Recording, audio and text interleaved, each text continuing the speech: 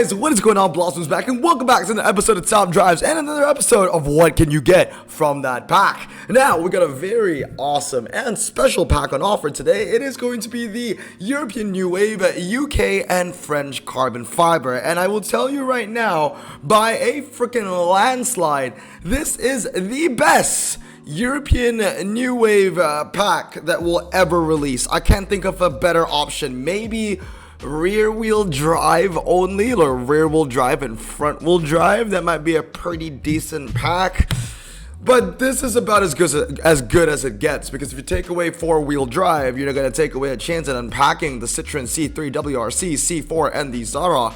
But obviously, if you just add four-wheel drive and not, UK British only, if you add four-wheel drive, then it's adding all the stupid Volvos and Skodas that I don't care about, and they're also very bad in the game. So yeah, this looks like a really, really good pack. But how good is it? That is the question that I want to find out. As always on the series, we've got Der Kaiser, Daily Driver, Frequent Provider, Pernicious Ulcer, and of course, Hot Garbage. So let's get into it. First off is the Caterham 7 310R Frequent Provider. If you've seen my overrated or underrated series, you would know that the Caterham 7 310, although it looks really good on paper, is a very RQ60 car. It doesn't hit above its weight, but it defeats the cars, within its RQ and below it as well. So I think it serves its purpose. If you were a brand new player, this would be a really good car to have in your garage. But yeah, if you're a more advanced player, it's average. It's what you would expect from an RQ60. Next up is the Citroen C2 Citroen Sport. I'm going to give that a Daily Driver. Main reason why I'm not giving it Der Kaiser is because it's actually pretty... Well, I'll show you. It's a little bit underwhelming in this comparison. As you can see over here, it only wins City Streets Small and City Streets Medium. When it comes to the dirt, it will lose to its low ground clearance counterparts. Honestly, until this day, I do not know why the Fiat Abarth 500 was moved down to RQ50. It is still really, really good, and as you can see, it's beating the Citroen C2 absolutely everywhere. You tell me down below, is it really worth like 7 or 6 RQ more to just have medium ground clearance? Is medium ground clearance really that worth it, that you're gonna have to tax your car's 6 to 7 RQ? In my opinion, probably not. As you can see, it doesn't win anything. It all loses to the DS3 and the Abarth.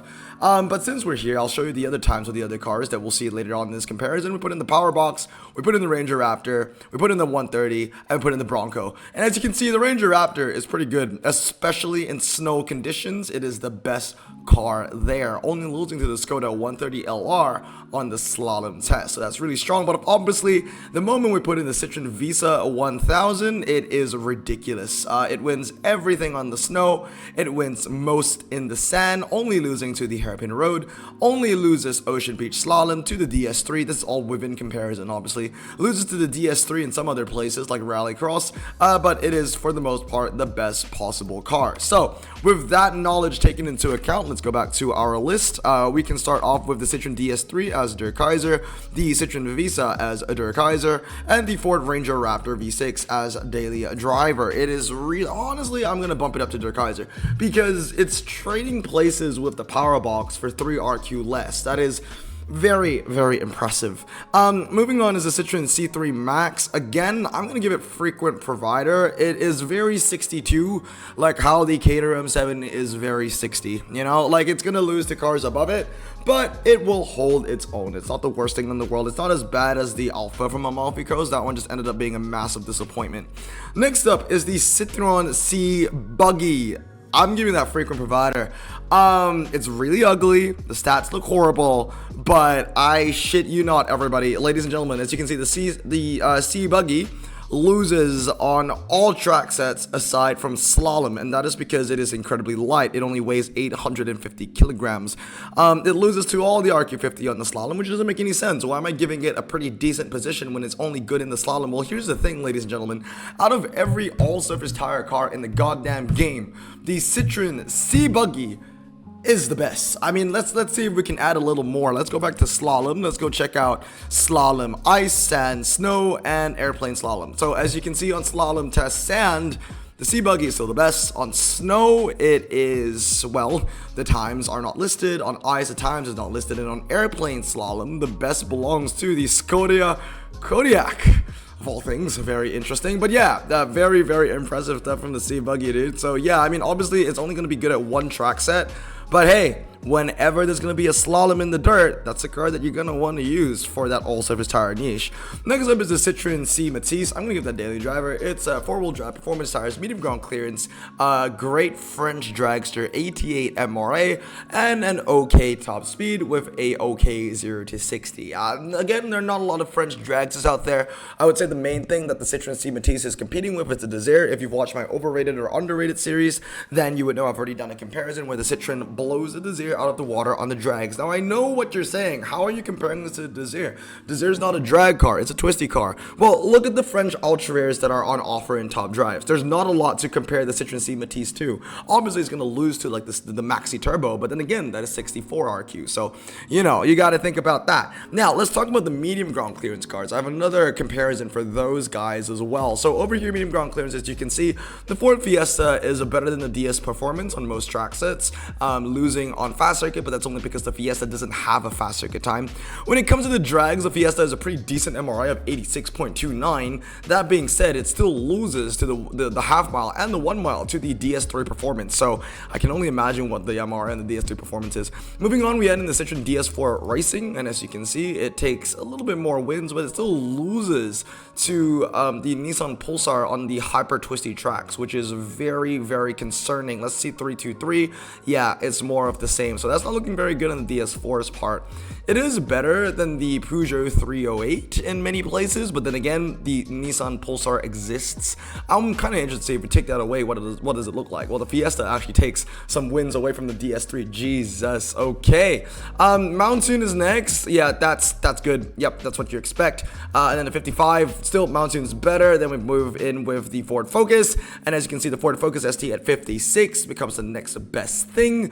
Pulsar still the best car on slalom, by the way, but that's going to be short-lived to the Renault Megane, beating the Ford Focus everywhere for 1 RQ more, and it continues to beat the RQ58 Chevrolet Cobalt as well. So yeah, that is very interesting stuff. I would say the best fast circuit and fast circuit rolling car does belong to the Ford Focus ST with its 76 MRA. So what did we learn from what we just talked about? The DS4 is pretty bad. The Fiesta is all right, and the Focus ST is all right as well. But yeah, underwhelming stuff from the DS4, losing out to the Pulsar and even to the Fiesta in some parts. Moving on, Citroen Saxo Super 1600. I'm going to give that daily driver. Very, very strong car as seen in the overrated or underrated series. Then last but not least is the Ford Kuga 2.5T. Now I'm going to give that a pernicious ulcer. Not the best thing in the world. It handles okay. It'll go like to 81 if you max it out. I believe it's relatively light, but not a car that you need to max out anytime soon. Now let's move on to epics, shall we? We're going to begin with the Caterham 7 Evo edition, and as you can see, it kind of trades blows with the Ginetta G56, but the Ginetta G56 is still the far superior car, only being the best on indoor karting and slalom. We're going to bring in the Exige V6, and the Caterham remains the best on the slalom. We're going to bring in the Corvette, same story. Now we're going to bring in the Hayabusa. Actually, no, we're not going to bring in the Hayabusa just yet. We're going to bring in the Caterham 420 Cup, that being the best car, only loses to the fast circuit compared to the Corvette, and it also loses to car park compared to the Ginetta G56. But the moment we're bringing the Hayabusa, which is the same RQ as the Caterham 7420, they kind of trade places. What is insane is that the Hayabusa used to be a 79 or 78 RQ. It used to be one of the best epics in the game for Japan, and now it's really moving on to a mid-tier status when it's being competitive with like the Caterham 7420. It's quite astounding, honestly. It still trades places though. They're still good cars.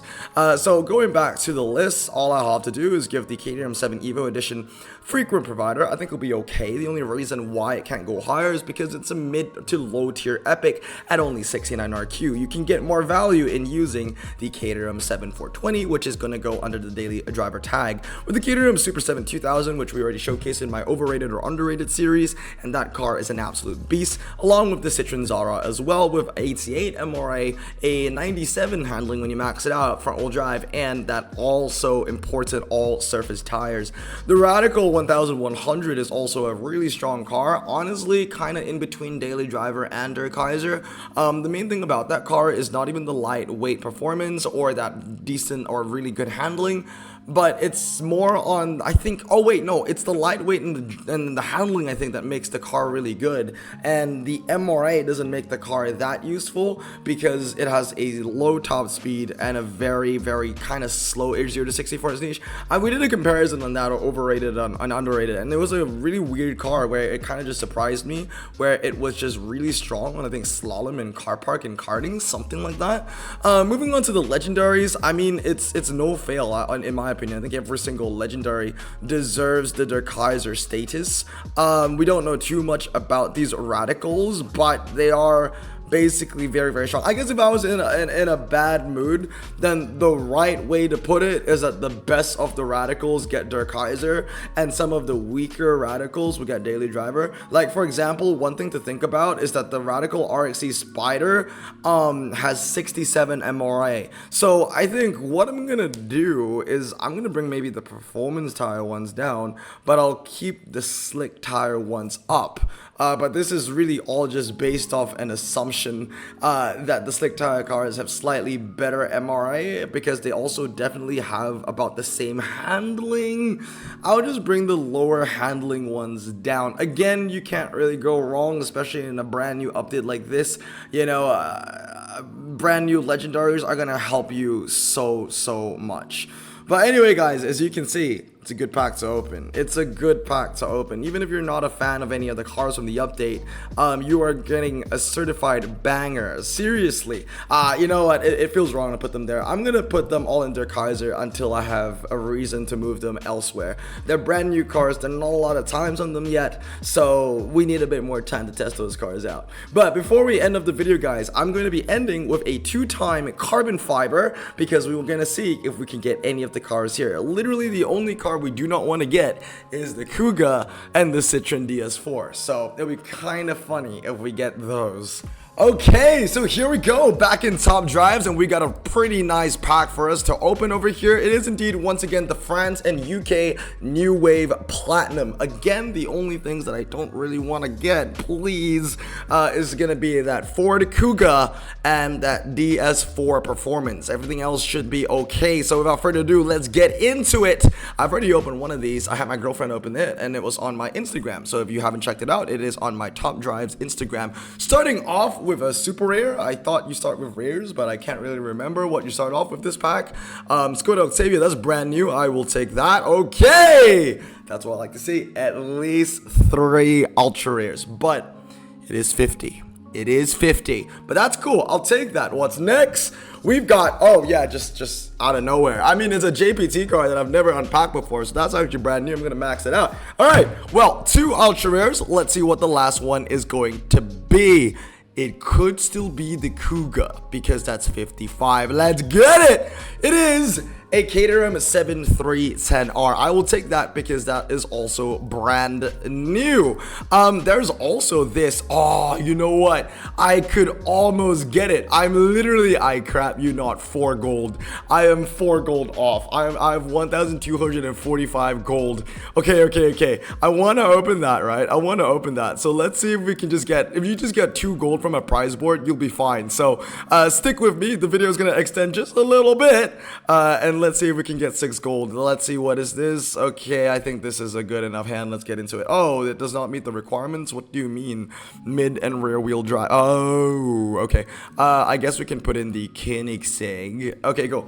Let's check it out. Forest Road. We got a drag here and there. All fully upgraded. 1, 2, 3, 4, 5. Oh, all are fully upgraded besides the HDI Fat. Now, the perfect scenario is that we just get our gold cards right here, right now. Obviously, we can get about 9 per event or something like that. 1, 2, 3. Cool. All right, so like that. Ooh, if it's an empty bracket though, it doesn't matter because we're going to clean it out. We're going to clean out those brackets, and yeah, we're definitely going to open another carbon fiber. Let's get it. 1, 2, 3, 4, 5. I can put these cards absolutely anywhere that I want to. All right, let's go. Twisty Road. Yeah, sure. Put a Koenigsegg Jesko Absolute that I put 332 on a Twisty Road. Nothing can go wrong with that. All right, another 3 stars. Let's go. 1, 2, 3. All right, I just need one more of that gold. I'm literally 1 gold away. Once I open this discount pack, I will literally have 2 gold to my name. But you know, we move. I just hope that all this is not going to be for nothing. The chances of getting something cool is pretty high. I just don't want the Kuga. That's it. Just don't give me the Kuga and we'll be good. Gold. Okay, no gold, so we need to continue. All right, let's go for another one. I wonder if this guy that just joined the bracket, if he has a good hand or not. If not, he's going to be in for a shocker for what I'm running. Honestly, I could replace the Koenigsegg with the BAC Mono.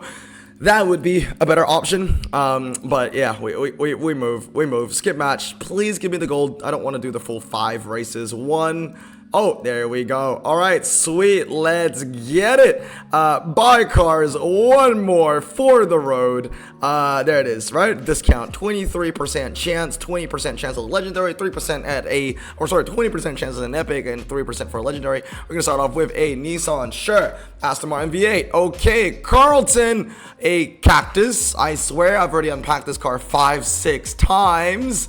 And a Citroen C Matisse. All right, that's a good one to have as well. But yeah, let's add those to the collection. So 4 Ultras, 1, 2, 3, and 4, all really good cars to collect. And let's have a look at what my collection is looking like now. So if we jump into events, where do we see the GT stuff? Oh, is it challenges that we see the GT stuff? Yes, it is. GT series. I literally have 2 gold. It's really funny. GT finals, which I'm stuck on because it's tough. Yeah, there we go. So that's the entirety of what I got so far. I have a Caterham Super 7 2000, a 7 Evo edition. Those 2 are really good. I got them from the prelims and the quals. We have 2 of the Matisses, 2 of the Ranger Raptors. We got the Caterham. Yeah, just good stuff all over the board. But anyway, guys, that's gonna be it for today. Let me know down in the comments below if you're going for the pack or not. Anyway, I hope you guys have a great day. And stay safe, wash your hands, and blossom out. Peace.